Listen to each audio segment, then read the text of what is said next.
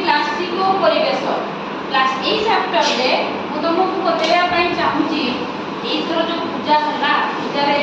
आमे बहुत दिन ग्रीन पूजा करे बाइको फ्रेंडली पूजा करे शाल पत्र कदली पत्र रे खाइले किंतु तमे जो नडिया कदली घरु पूजा पई धरिके आसिलो सेटा पॉलिथिन रे धरिके आसिलो जोडा कि हम परिवेश पई एना क्षतिकारक सेति पई ए चैप्टर रे मु डिसाइड कली कि तो मानो गोटे बांसर झुड़ी सिकेबी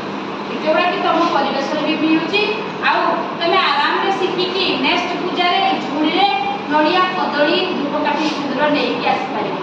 आम परिवेश भी एक क्षतिकारक तो ये देख जिते भी प्लास्टिक जिन आगु व्यवहार होना आम सब जिन व्यवहार कर प्लास्टिक बाल्टी नहीं मग जग पर्यटन सब जिन प्लास्टिक